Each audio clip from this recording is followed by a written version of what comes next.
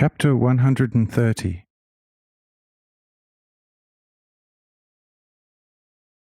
Asmahael's successful fatherly call to the midnight children.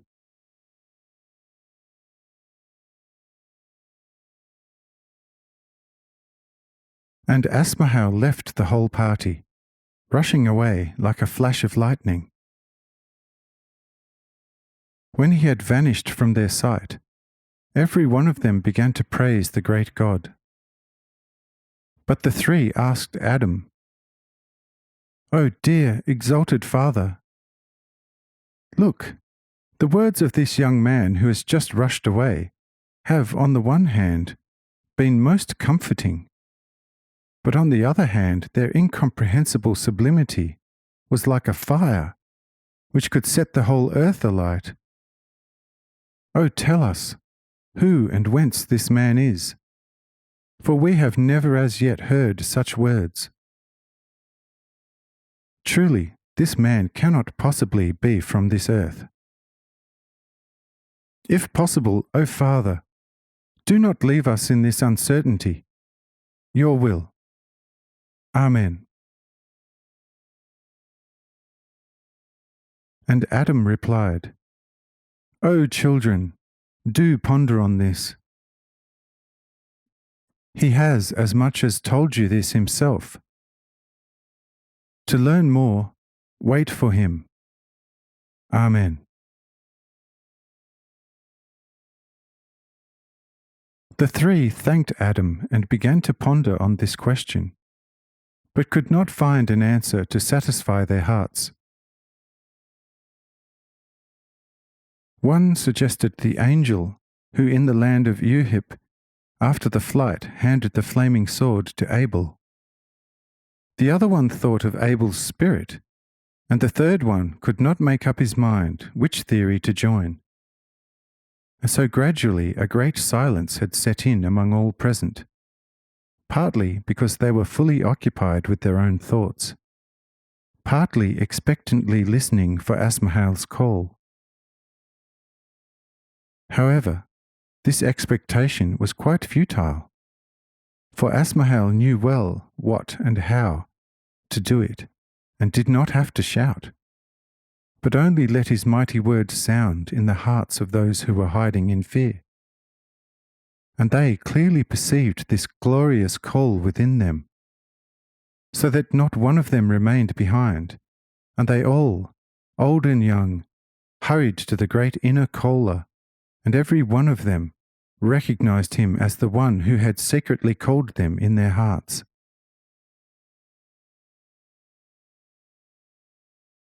Within 3 minutes, Asmahael was surrounded by 700 people, whom he blessed visibly with his hand, and then led to Adam. When Adam, with the other children, saw the immense crowd led by Asmahael approach, he was speechless and unable to utter a single word.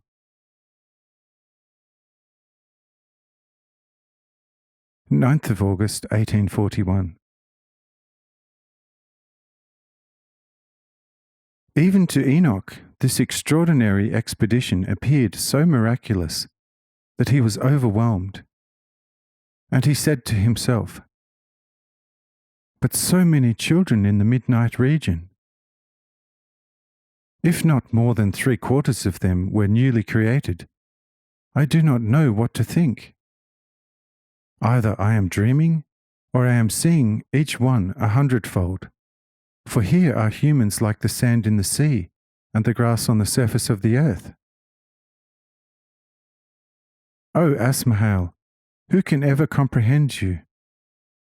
You are infinite in every one of your words, and your breath moves the world, whereas mine does only an infinitesimal quantity of motes over the surface of my helpless hand. You gaze upon the sun and all the shining stars, and they tremble from too incomprehensibly sublime awe. Gratefully beaming the exalted, although only faint, reflection of the infinite mildness of your eyes down to the small earth. And your ears perceive as mine do a close thunder already, the desires and slightest wishes of those hazy beings, that only in future new creations may go forth from you. And you perceive the breath of the most invisible, tiniest wheel animalculae in the most distant infinite space, whereas my ear hardly perceives the raging of a hurricane. But what a difference in the perception as such! To you, everything is purest harmony. To me, a confounded chaos. To you, the splashing sound of some rippling spring is a word of deep meaning. You understand the fluttering of the grass, and the lament of a falling leaf is perceived by your ear. You hear the rushing wind's great hymn of praise, and that of the raging sea does not remain unknown to you. And yet you take care of the little worm in the dust, as if you heard nothing but the dusty little worm's weak moan. O Asmahel, you great, sublime, holiest, most loving, and above all mightiest God and Lord! A finite spirit will never comprehend you, and every one wishing to fathom you will lose himself in the eternal night of your might.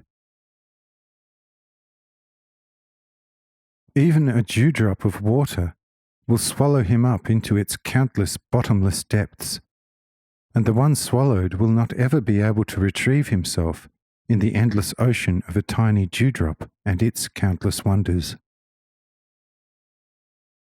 Therefore, I shall, all my life, no longer explore anything, but only love you, O my God, and at every wise step confess my nothingness in all love and humility, and say, thus far and no further. For my every heartbeat shall be subject to your will, for who is alive except you, being the very life yourself? I only live in so far as I live loving you, and for me nothing is alive except you. Or are not all things to me as if dead? Or is not the most lifeless stone to you more alive than is to me the liveliest bird? For the stone is not mute for you, but what is for me the chirping of a lively cricket? Thus to the living everything is alive, and to the dead everything dead.